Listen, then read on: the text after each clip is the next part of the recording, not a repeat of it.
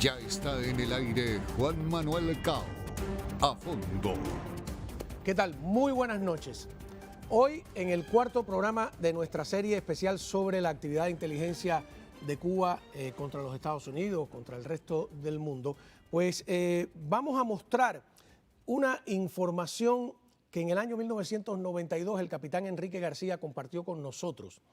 Hay que decir que el capitán Enrique García vivía entonces en Washington bajo protección de los servicios norteamericanos y compartió con nuestro equipo periodístico parte de lo que 3 años atrás él mismo había compartido con la CIA. Una explicación de carácter general de cómo está organizado el Ministerio del Interior, el MININ cubano, y lo hizo departamento por departamento. Nosotros como periodistas, Leticia Herrera, Pablo Gato, Jorge Lewis, habíamos obtenido pruebas de la actividad clandestina de Cuba en territorio estadounidense, pero la verdad es que no sabíamos casi nada del tema. Enrique se dio cuenta, de modo que para tratar de llenar esas lagunas nos ofreció una suerte de clase magistral que nos ayudó a comprender mejor la dimensión del problema.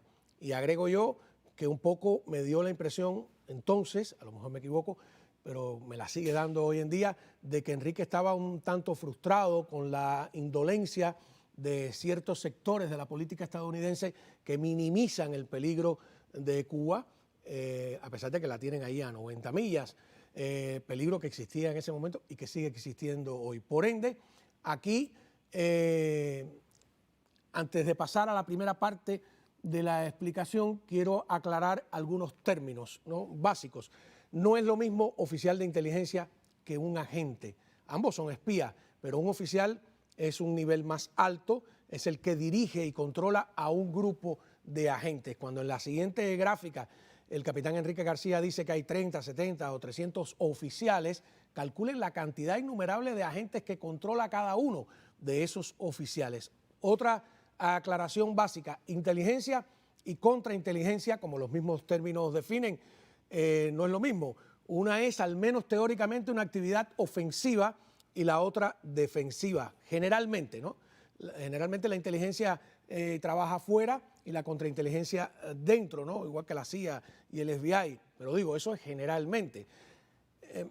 Y no voy de todos modos, ya a estirar más esta presentación, solo aclarar que en 3 décadas muchos nombres han cambiado, algunos departamentos incluso han desaparecido, se han creado otros, pero en esencia la estructura sigue siendo más o menos la misma, y aunque tienen menos recursos, tienen más experiencia, y menospreciar ese aparato, esa organización criminal, es un error. Veamos.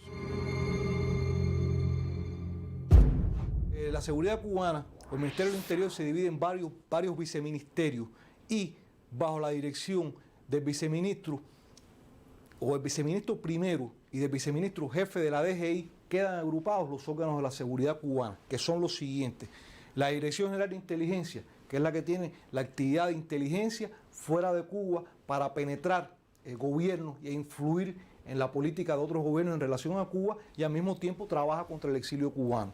La Dirección General de Contrainteligencia, que es la que mantiene el control contra todo el pueblo de Cuba, desde atendiéndolo a las cuadras por un oficial de la contrainteligencia hasta que cada centro de trabajo y cada intelectual, cada profesional en Cuba es vigilado por este departamento, que es gigantesco.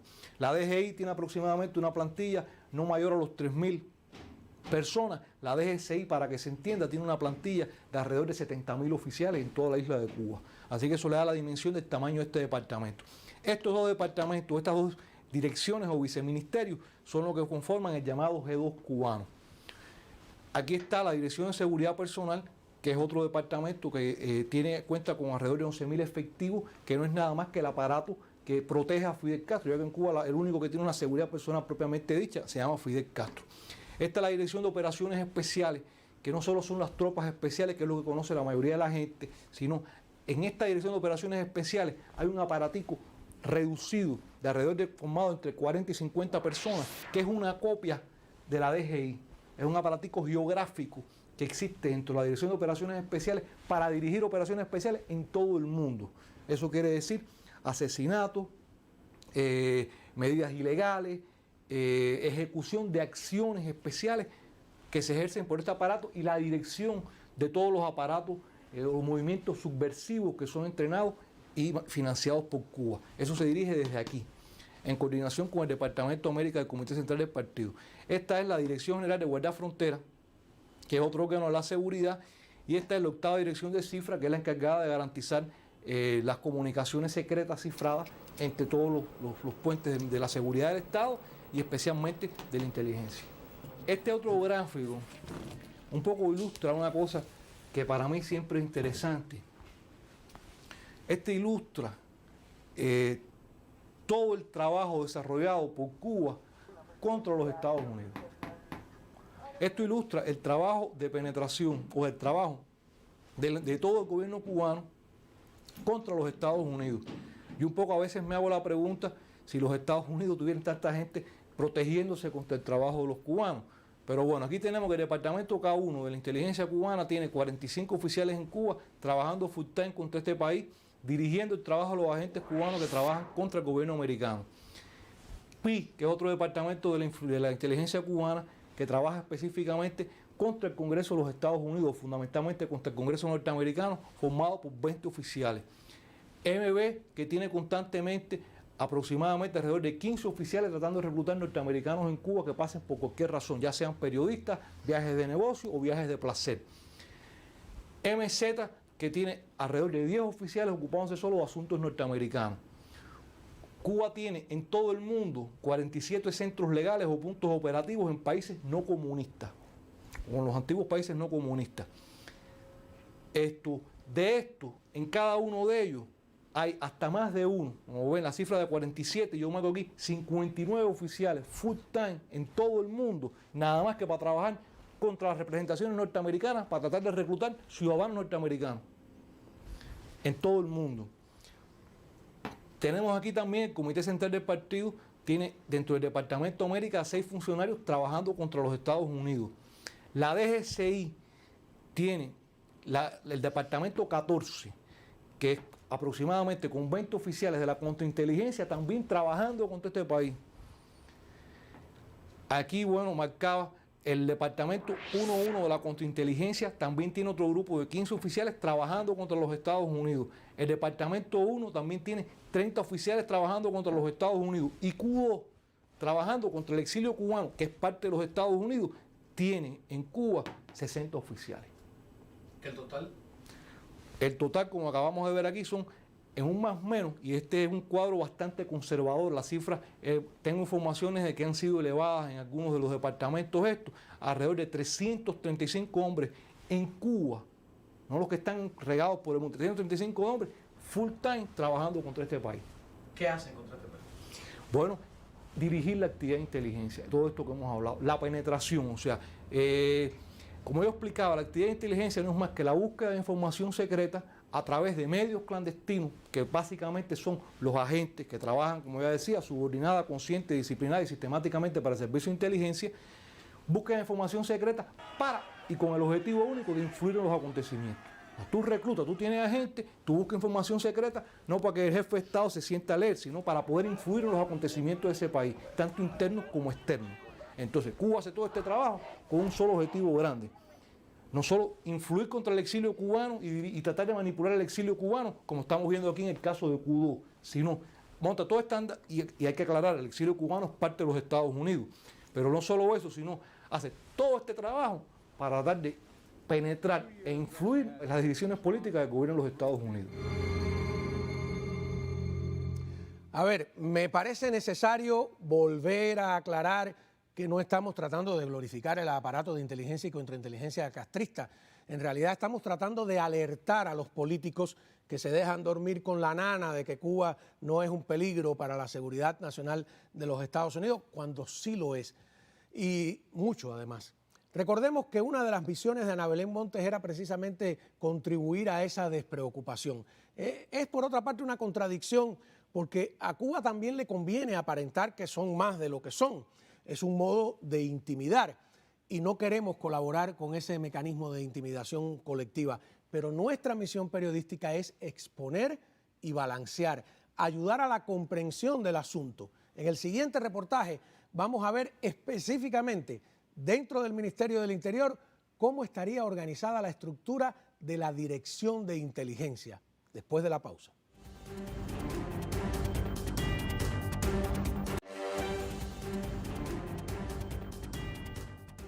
Muy bien, continuamos con nuestro programa especial o la serie de programas especiales que hemos y vamos a estar presentando durante toda esta semana. Durante más de 20 años, quiero entrar en este tema, ha flotado sobre el exilio cubano una pregunta inquietante, ¿no? La de si fue asesinado o no Jorge Mas Canosa, el chairman de la Fundación Nacional Cubano-Americana. A continuación veremos una advertencia concreta que se le hizo al líder de la Fundación Nacional Cubano-Americana y también conoceremos cuál es el equipo de los servicios de inteligencia y de contrainteligencia del régimen castrista dedicado a los asesinatos políticos. Vean.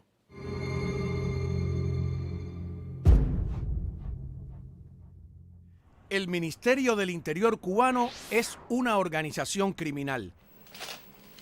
El ex capitán Enrique García fue probablemente el primero en entregar a la CIA un organigrama completo de ese brazo represor del régimen castrista. La seguridad cubana o el Ministerio del Interior se divide en varios viceministerios.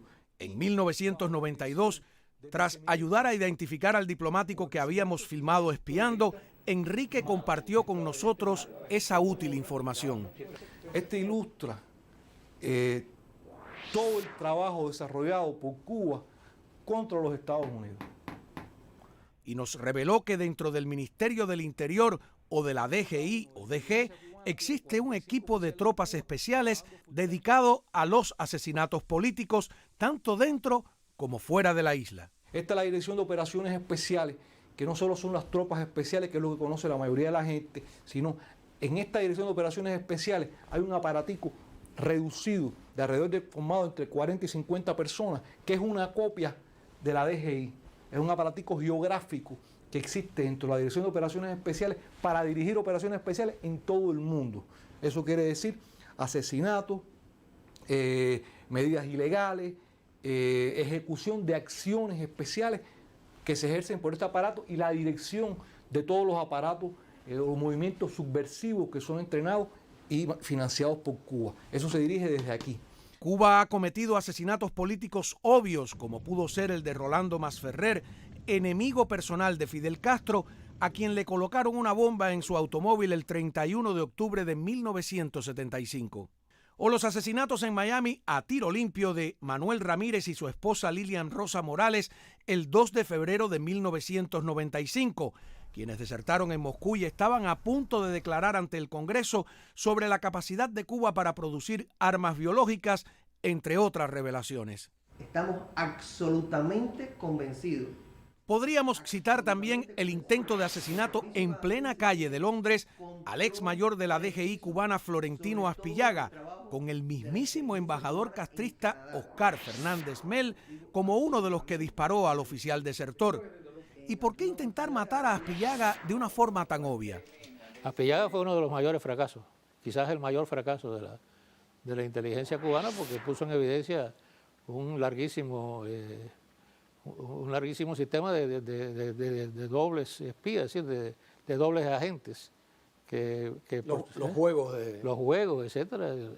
Y puso en evidencia también que mucho del trabajo de la CIA contra Cuba lo que estaba era siguiendo también el ritmo de los juegos operativos que preparaban en Cuba. Un juego operativo es cuando, por ejemplo, Cuba pone en el campo visual de la CIA o del FBI un agente cuya verdadera misión es dejarse reclutar y así penetrar los servicios norteamericanos. Pero volvamos al tema de los asesinatos políticos. Como en repetidas ocasiones he dicho, la Fundación Nacional Cubanoamericana. En 1992, los documentos revelados por el agente Adán mostraban pruebas de que Cuba planeaba algo contra Jorge Mas Canosa, el enérgico chairman de la Fundación Nacional Cubano-Americana. Entre la información que recopilaban sobre Mas Canosa, querían saber qué tipo de pasta de dientes usaba y qué número de pie calzaba. ¿Para qué? No, el detalle tiene connotaciones realmente muy sospechosas, ¿no? Sin duda. Ahora, ¿qué pensaban hacer por los pies de Mascanosa. Ese tipo de preguntas sobre Jorge Mas tiene un solo objetivo, o sea, ¿por qué tú quieres saber cuál es la pasta de dientes? A ver si le puedes cambiar un día el tubo de pasta de dientes. ¿Por qué tú quieres saber cuáles son los zapatos? Porque el paso que viene después de eso es buscar la zapatería donde compra para ver los modelos de compra, para cambiarle los zapatos y ponerle cualquier sustancia a los zapatos. O sea, ese tipo de cosas es para matar, o sea, sin lugar a dudas. Bueno, si la pasta de dientes debe ser para añadirle algún elemento químico perjudicial a la salud, ¿no? Y el tipo de zapato, el tamaño del zapato, vaya usted a saber cuál puede ser. Es decir, ya eso es un dato de carácter físico que tiene que ver con quizás algún estudio de algún tipo de agresión. Si tú logras tener, ¿qué pasta de dientes usa Jorge Mascanosa? Tú preparas un tubo de esa pasta de dientes y dentro de esa pasta de dientes misma, preparas varios, ¿no? En Cuba logras poner un determinado veneno, por supuesto, no que te mate enseguida, sino que te provoque algo en varias veces, te provoque algo durante un tiempo. ¿Cuál es el segundo paso? Necesitas tener acceso a dónde pone Jorge su pasta de dientes. Bueno, cuando Jorge está en su casa, ¿quién tiene acceso? Por ejemplo, estamos hablando de Jorge, puede ser otra persona, pero estamos hablando del caso de Mascanosa. ¿Dónde pone su pasta de dientes? ¿Quiénes son las empleadas de la casa? ¿Quiénes son la gente que tiene acceso al baño? ¿Quiénes son? O sea, empiezas a buscar quién tiene acceso al lugar donde pone su pasta de dientes. O cuando Jorge viaja al extranjero, ¿a qué países va? ¿Ok? Entonces, bueno, si ya cuando está viajando al extranjero, está viajando a otra ciudad, te quedas en un hotel, si tienes un empleado que tiene acceso a tu habitación y sabes qué pasta de dientes usa, lo único que tiene que llegar es cambiar el tubo de pasta de dientes y ponerte los tubos de pasta de dientes. Y si le falta un poquito, sacarle un poquito de pasta y ponerlo igual. O sea una operación de asesinato, por lo que yo entiendo, ¿no? No fue mi especialidad ni nunca lo hice, pero sé cómo se hace, o sea, ¿no? Y sé cómo trabajan los servicios de regímenes totalitarios y asesinos, como la dictadura cubana. Es como todas las operaciones, son muchas piezas, o sea, no es un solo elemento, tú tienes que construir todo, pero la pasta de dientes es lo primero, tú tienes que tener con qué lo vas a matar. Después tienes que buscar la información y después tienes que tener la persona que te la ponga, pero no es imposible. En aquel lejano 1992, el agente Adán, Francisco Ávila Ascuí, le advirtió del peligro a Mascanosa. Si yo fuera ahora Mascanosa, o fuera Nazario, o fuera alguien de esta gente, yo dijera para dentro de mí, yo me voy a cuidar muy bien. Porque si el enemigo mío quiere saber hasta qué zapato me gusta ponerme a mí, no va a ser porque me quiere regalar un par de zapatos, sino porque me los quiere quitar. ¿Ok? Hablamos directamente con Mascanosa en aquel entonces.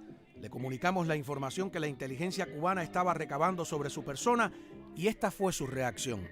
Todo esto es confirmación de lo que ya sabíamos y lo único que tenemos que hacer es prepararnos con inteligencia y utilizar los pocos o escasos recursos que se puedan tener para evitar que este criminal incluya un nombre más en la inmensa lista de víctimas que ha acumulado por espacio de los últimos 34 años.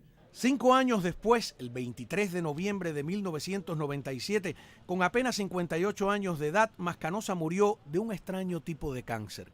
Y te digo hoy, papá, que estas palabras tuyas... Pero los potenciales crímenes políticos de esa organización criminal que es el Ministerio del Interior cubano también se realizan dentro de Cuba. Mi padre vivía toda su vida a la causa de la libertad y los derechos para su pueblo.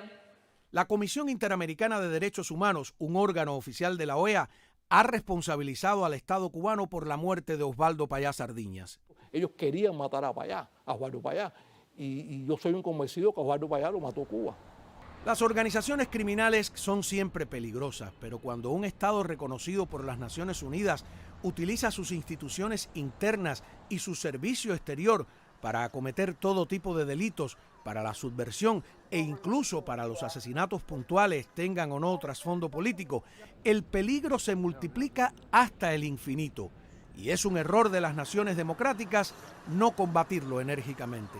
Ojalá esta democracia maravillosa se perfeccione en el sentido de comprender mejor, de que enfrentar mejor los enemigos, porque si no esos enemigos nos pueden destruir un día nuestra querida democracia.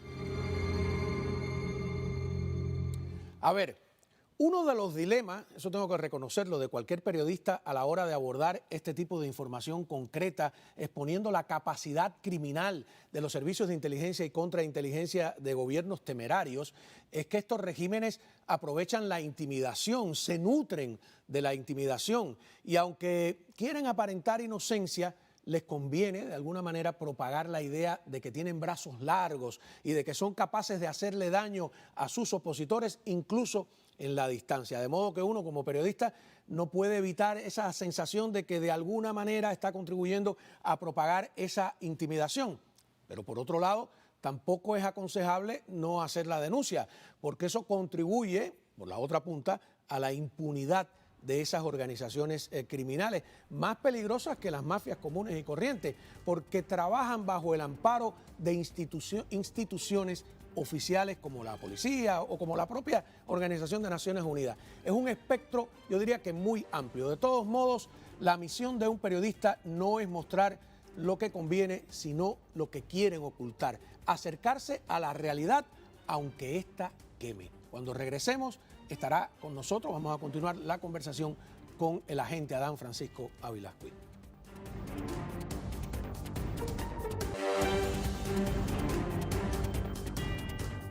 Muy bien, nuestro invitado de esta noche es el diplomático Héctor G. Aguililla. Ustedes recordarán que él estuvo ya anteriormente en el programa cuando publicó este libro Misión y Escape durante la Guerra Fría, que por cierto ahora ya ha sido traducido al inglés, al idioma inglés quiero decir. Muchísimas gracias por estar con nosotros nuevamente. No, gracias a ti por la invitación. Cómo no, y esperamos a ver esa versión en inglés ya del libro. A ver, un poco lo que hemos estado ilustrando durante estos 4 días es cómo Cuba usa la fachada diplomática. Y siempre, bueno, hemos tenido el testimonio de Enrique García, que usó la fachada diplomática en Ecuador. Hemos tenido al embajador Alcibíades Hidalgo, que era el jefe de la misión permanente de Cuba ante la ONU, desde donde los oficiales de inteligencia dirigían y dirigen el espionaje aquí en Estados Unidos. Pero tú estuviste en lugares tan sensibles que ahora, con el conflicto entre Israel y Hamás, están en la primera plana todos los días de los periódicos, que es que estuviste en Siria, desde donde hubo soldados cubanos en la guerra de Yom Kippur, estuviste en Irán, ¿verdad? Sí. Estuviste en Kuwait como embajador, pero a la vez hacías labores de inteligencia, ¿no? Mi nombre, como tú dijiste, es Héctor Aguililla. Yo estudié en el Instituto Superior de Relaciones Internacionales. Ajá. Y trabajé en el MINREX, es decir, el Ministerio de Relaciones Exteriores. Fui funcionario como por 15 años. No pertenecí nunca al MININ, para aclarar eso, no pertenecía a los órganos de inteligencia. Trabajé como funcionario diplomático, tuve 7 años en Siria, 3 en Irán y medio año en Kuwait. En este trabajo diplomático, pues teníamos relaciones y vínculos con el aparato de inteligencia, tanto la civil como la militar, porque bueno, todo es conocido ya, me imagino, por los diferentes capítulos que se han hecho, que es un aparato muy grande. Claro. Creo que tiene más de 15.000 empleados y tiene divisiones de política económica, técnica, de apoyo. Tuvo un tiempo que cuando empezó en el 61, porque eso empezó desde el año 61, con Manuel Piñeiro de viceministro primero, que entonces estaba a cargo de la inteligencia. Después Piñeiro pasó al Departamento de Liberación y después pasó a lo que fue el Departamento de América, que era también... Ese era más bien el área de la subversión, digamos. El área de la subversión. Ajá. Entonces, siempre ha habido una interrelación de intercambio de información entre los funcionarios del MINREX y los de la inteligencia. Y incluso se visitan. Y hay incluso funcionarios de la inteligencia que trabajan dentro del MINREX. Hay oficinas de inteligencia dentro del Ministerio de Relaciones Exteriores. Claro. Como la hay también una de la inteligencia militar, que le llaman el Departamento 1 dentro del MINREX. Entonces, cuando nosotros, por ejemplo, en el caso mío, a mí primero me captar, se puede decir, Sí, claro. para trabajar con la contrainteligencia. Y yo estuve trabajando un año antes de salir al servicio exterior. Yo fui de la primera graduación del Instituto Superior de Relaciones Internacionales y fui el más joven. Yo me gradué con 21 años y ya a los 23 estaba saliendo para Siria. Entonces, en estas funciones en la embajada, pues nosotros nos utilizaban. Ahí al principio no había agregado militar, pero después pusieron uno y ese agregado militar era de la inteligencia militar. Y por ejemplo, ¿Había un centro de inteligencia en la embajada de Siria? bueno, mira, la embajada de Siria no había centro de inteligencia. Era una embajada pequeña y entonces las tareas, lo que necesitaban Usaban a los diplomáticos. Utilizaban a Tú mí. me contaste una vez que Sí. llevaste armas de un sitio a otro, que incluso te hicieron un registro y la llave no aparecía. ¿Cómo era la historia? Era una historia casi de película, ¿no? Sí. Bueno, le habían pedido Tú lo cuentas aquí en el libro.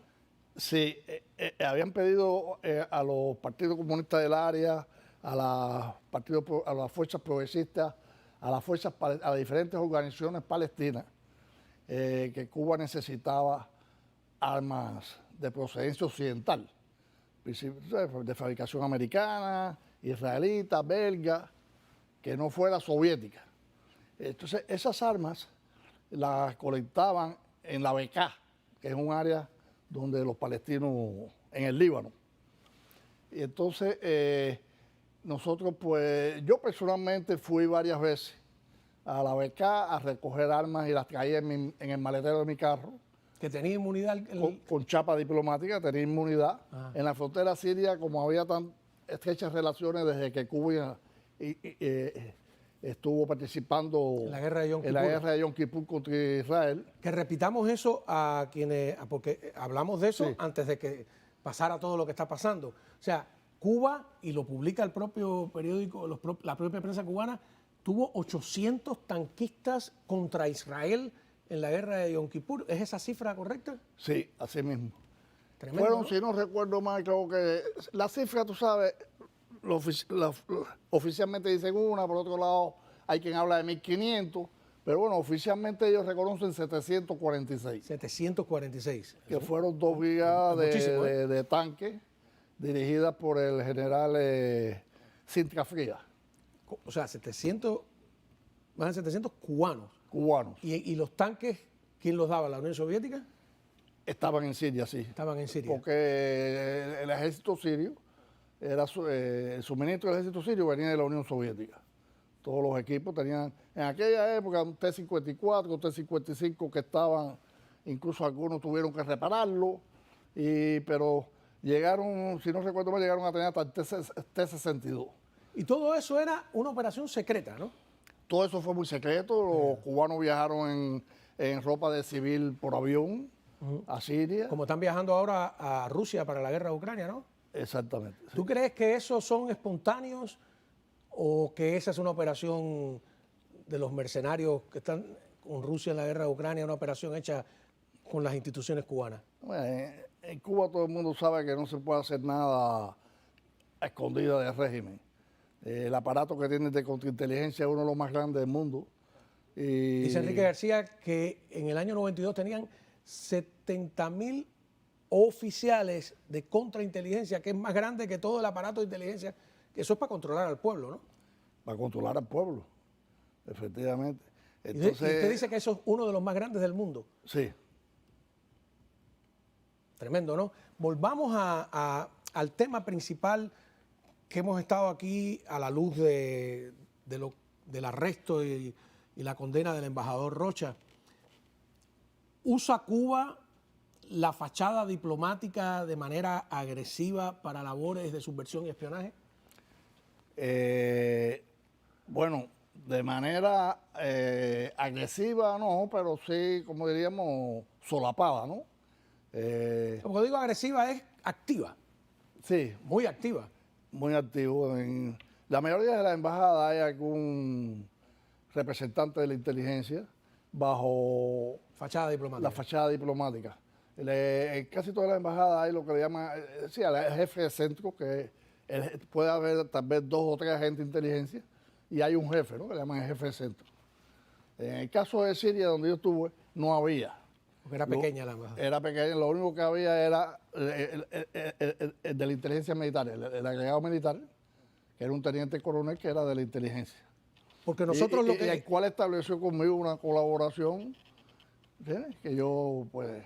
El espía, el oficial de inteligencia que nosotros filmamos y que hemos mostrado a lo largo de estos días, estaba en Nueva York bajo fachada de ser uno de los terceros secretarios de la misión de la embajada, ¿no? O sea, que usaba totalmente. Enrique García también usaba una fachada diplomática, aunque él sí era del servicio de inteligencia. En el caso suyo, como en el de Alcibiades, ustedes eran del cuerpo diplomático. Alcibiades tiene la sensación de que en la embajada de Naciones Unidas la inteligencia tenía incluso el control físico de la embajada. Quién entra, quién sale, cómo se hace. No sé en Siria, pero por ejemplo en Irán también, cuando usted estuvo, ¿era pequeña la embajada igual? En Irán era pequeña igual. Pero eso debe haber cambiado mucho, ¿no? Porque hoy una relación con Irán y Cuba... Lo más probable, en aquel momento solamente estábamos el embajador y yo, y a mí me reemplazó un consejero. Eran dos diplomáticos.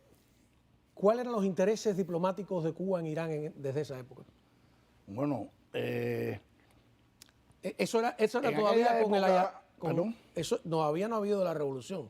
Sí. ¿Ya? Sí. Sí, ya con los ayatolas. Sí, la revolución ayatola fue en el 79. Ajá, ¿y usted estuvo? Yo estuve en Siria hasta el 84 y fui a Irán en el 85. O sea, con la... Y entonces, pues, la relación era porque Cuba era presidente del movimiento no alineado, principalmente Irán e Irak estaban en guerra. Cuba hacía mediaciones, pero además intercambiaban inteligencia.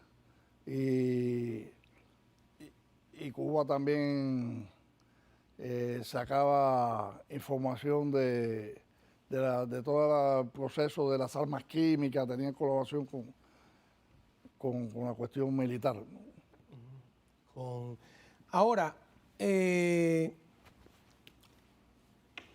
recibe, porque por ejemplo, una cosa que dice Alcibiades Hidalgo es que cuando él era el embajador en Naciones Unidas, el actual viceministro de Relaciones Exteriores, el señor Fernández de Cosío, era claramente un diplomático que respondía directamente a los servicios de inteligencia. Vamos a una pausa y hablaremos de ello cuando regresemos.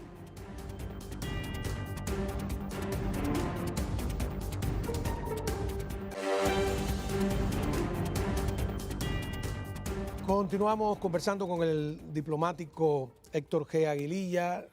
Les recomiendo el libro, está muy interesante, ¿no? Sobre todo por los lugares en los que estuvo destacado. Hay que decir que Héctor G. Aguililla fue un escape, además medio de película por España y todo.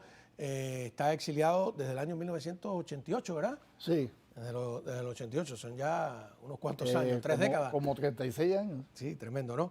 Sí, vine joven, tendría 30 y pico años cuando llegué aquí. Porque te reclutaron muy joven. Sí, es que yo me gradué, ¿no? Yo me gradué con 21 años. Con 21 años, ¿no? Sí. Tremendo. Entonces empecé en mi red a trabajar como funcionario con 21 años. Esto que cuenta Alcibiades Hidalgo, por ejemplo, de que Carlos Fernández de Cosío, a pesar de que era un diplomático o el viceministro de Relaciones Exteriores, respondía directamente a la inteligencia porque había alguna tensión, dice él, entre los dos servicios, ¿no? Que uno interfería en el otro, no le contaban todo lo que pasaba, etcétera. ¿Usted conoce algún otro caso así de que sean diplomáticos que realmente estudiaron en escuelas de inteligencia? Bueno, sí, está el caso de la señora Josefina Vidal, también viceministra, que estudió una de las escuelas de la KGB, de inteligencia de la KGB en la Unión Soviética. Y estuvo primero como secretaria en Francia, ya trabajó en París y bueno, llegó a ser viceministra, pero sí respondía a la inteligencia. Ahora, hay pruebas sobradas y hay testimonios de todo tipo de cómo se dirige desde la misión permanente de Cuba ante la ONU, pero Estados Unidos tiene no una, tiene 2 embajadas cubanas, porque tiene al ser sede de la ONU, la de Nueva York, y tiene ahora la embajada de pleno derecho en Washington. La sesión de intereses. Que ya no es sesión de intereses, ahora es embajada. Ahora embajada. ¿Cree usted que desde ahí también se hace labor de inteligencia? Sí, seguro. Sí. Claro, lo dice, la dirección sigue estando en Nueva Naciones York. Unidas, donde tiene 75% del personal pertenece a la inteligencia, pero en Washington también estoy seguro que, bueno, no tengo evidencia, pero Bueno, supongo que por lo pueden menos ir caminando al Capitolio. por lo menos el 50%, exacto. Y Washington es un centro históricamente también de mucha actividad de inteligencia. Es uno de los lugares, una de las ciudades del mundo donde más, al igual que en Austria, donde ¿Por qué más, Austria? En Viena. ¿Por qué? ¿Por qué Parece Viena? que por su lugar céntrico y toda una serie de facilidades que tiene. Pero en Austria, ¿es todo el mundo o es Cuba nada más aquí? No, todo el mundo. A todo el mundo. Sí, me estoy refiriendo a gente de espionaje en general del mundo. Todos los Se ha movido países, mucho en Washington y en Austria. todos los países usan ¿Sí? la fachada diplomática para labores de inteligencia, ¿no? Sí, correcto. Sí, se aprovechan de la inmunidad que da la Convención de Viena. Incluso abusan de ella. Por ejemplo, en el caso de nosotros, allá en Siria, yo digo nosotros, pero eso hace 40 años, ¿no? Pero bueno, se usaban a los correos diplomáticos para llevar armas en la valija diplomática. Esas armas que en aquel momento las enviábamos para Cuba. No sabíamos cuál era su destino ni en qué se iban a usar. Incluso en un momento determinado hicimos una operación que enviamos 8 camiones De armas. de armas que nos facilitó el ¿Qué? ejército. ¿En valijas diplomáticas? No. Estaba el envío de pequeñas cantidades en valijas diplomáticas, pero hubo un gran envío en una ocasión en un barco cubano que llevó azúcar a Siria y se llevó 8 camiones de armas. Que los camiones para Y me imagino que cuando querían armas sí. que no fueran de fabricación soviética es para poderla repartir, digamos, en América Latina y que no deje huellas, ¿no? Efectivamente, en aquel momento yo no lo sabía, pero después pude conocer que la tenían ese destino. El destino eran las guerrillas latinoamericanas. Claro. El Salvador, Guatemala. Es decir, que eso que vimos en el canal de Panamá de un barco cubano con sacos de azúcar y abajo lo que había era piezas de aviones, de MiGs, armas, es una vieja práctica del régimen. Sí, es una vieja práctica. Tremendo, ¿no? Sí. Y no hay controles de eso, porque yo lo que veo es, Estados Unidos trató, por ejemplo, de parar los barcos petroleros con combustible de Venezuela. Es como un relajo, ¿no? Sí, bueno, el aparato precisamente de inteligencia de Cuba viola toda su actividad ilegal y viola todas las reglas. Dice Enrique García que no es como el caso de la CIA, que necesita aprobaciones del gobierno, del Congreso, exacto, etcétera. que no puede violarla, tienen regulaciones que ellos respetan. Además, a mí me consta, quiero aprovechar para decirlo aquí, porque yo estuve vinculado y trabajé con la CIA por más de 5 años. Y es una... Mientras estaba... Ya al llegar aquí. Ajá. Al llegar aquí, tuve un contrato por ellos por más de 5 años, trabajando con ellos, y siempre fue una organización que yo admiré porque eran muy profesionales, cumplían todo lo que prometían, y no van por la libre, no puede... Exacto, bueno, la CIA no puede asesinar hace mucho tiempo por cuenta propia ni nada por el estilo, exacto. Mientras que en Cuba sí hay un aparato... Bueno, precisamente esos correos diplomáticos que yo le mencionaba. Ajá. Había un departamento pequeño en el Minin, no sé si es el departamento 4, yo no sé los nombres. Enrique García lo dice, es un aparático geográfico pequeño dedicado a ese tipo de actividades. Sí, porque había uno que era de los correos diplomáticos, pero había otro donde participaban algunos correos diplomáticos, no todos, que era de sicarios, un departamento que se dedicaba a matar gente y ejecutar muchas veces también a los desertores, por ejemplo. dentro como fuera, ¿no? Esa es una explicación que hemos ido mostrando a lo largo del programa, y los crímenes políticos que se han cometido aquí en Miami, algunos sin ningún tipo de solución. ¿Qué es lo que le parece a usted más peligroso? Yo digo que es una estructura criminal avalada por organizaciones como la ONU, etcétera. Lo más peligroso de esa estructura, en términos para los Estados Unidos, ¿no? Aquí hay gente que está vendiendo la idea de que no, que Cuba no es un peligro, que todo está tranquilo, que hay que sacarla de la lista de países que patrocinan el terrorismo, que hay que establecer vínculos de amistad con ellos. No, como bien usted decía anteriormente, Cao, la inteligencia, digamos, de Estados Unidos, como igual que la política, no le han dedicado todos los recursos que deben dedicarle a América Latina para luchar específicamente contra Cuba, que ha sido el cáncer, ¿no? Y el padre de todos estos guerrillas y revoluciones que ha habido en América Latina. Lamentablemente no le han dedicado, yo pienso, todos los recursos que deben dedicarle. Y por eso Cuba, pues, ha hecho una actividad bien intensa. Y aquí en Estados Unidos, pues, supuestamente tiene como 300 oficiales y como 5.000 agentes aquí. Es más o menos la misma cuenta que hacen otros oficiales o de sectores que hemos entrevistado. ¿Usted estuvo en África también? No. O sea, ¿no? ¿Qué otros países estuvo? Lo que pasa es que yo, en la última designación mía, fue en África. Ahí me dieron a escoger si quería ir para Tanzania o para Madagascar. ¿Y fue a Madagascar? Y yo escogí Madagascar porque mi segunda lengua es francés. Entonces, estando iba como designado como primer secretario y segundo jefe de misión para Madagascar, y en mi tránsito por Madrid... O sea, que nunca llegó. Nunca llegué.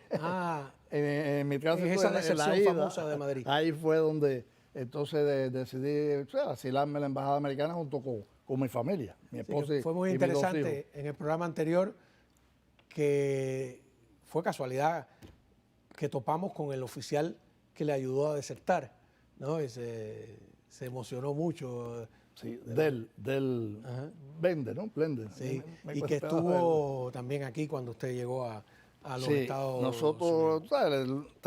Cuando él tenía otro nombre de guerra. De guerra. Pero sí, tuvimos una relación muy estrecha y él nos acompañó cuando nosotros vinimos de Frankfurt para acá, para Maryland, para la base aérea del presidente, la Andrews Air Force Base. Sí. Entonces él nos atendió en la base americana, porque yo deserté en Madrid. De la embajada nos llevaron para una base cercana a Madrid que tenía ahí los Estados Unidos ¿No con fue España. después a Alemania usted? Y después fuimos ahí en un jet para Frankfurt. Y allá estuvimos como 15 días mientras hacían los trámites de algunas preguntas, análisis psicológico, de salud, etcétera, etcétera. Nos dieron hasta que nos aprobaron la entrada. Y entonces ya allí se nos une este señor, este amigo del sistema. Se nos une en Frankfurt y nos acompaña, bueno, de la base que estábamos en Frankfurt y de Frankfurt, donde antes había una base americana ahí al lado del aeropuerto internacional. En un avión militar vinimos para Andrews Air Force. Él nos acompañó hasta aquí y todavía estando aquí, pues mantuvo algunos contactos esporádicos, porque teníamos designados otros. Una última pregunta. Hay gente que va a decir, no, todo esto es historia pasada, están hablando de cosas que sucedieron hace 30 años. ¿Usted cree que en la actualidad todo esto que estamos exponiendo tiene vigencia? Sí, cómo no. En Cuba hacen pasar hambre al pueblo, pero lo que es el trabajo de injerencia, el trabajo militar y de la inteligencia, ellos le dan la mayor parte del presupuesto y no se puede... A mí me gustó mucho la carta esa que hicieron aquí, ex agentes de inteligencia. Faltaba usted ahí, alentando al gobierno americano, ¿no? Porque de verdad no se puede bajar la guardia. ellos siguen trabajando y siguen siendo activos y han sido, tienen su eficacia. No quiere decir que sean la estrella de Hollywood, pero tienen su... Vamos a hablar de eso cuando eficacia. regresemos de la pausa. Ese alarde que hizo Fidel el día que yo entré a su conferencia de prensa de que si la CIA es mala, que nosotros somos los... Porque hay algo de... Le conviene esa intimidación. No, regresamos enseguida.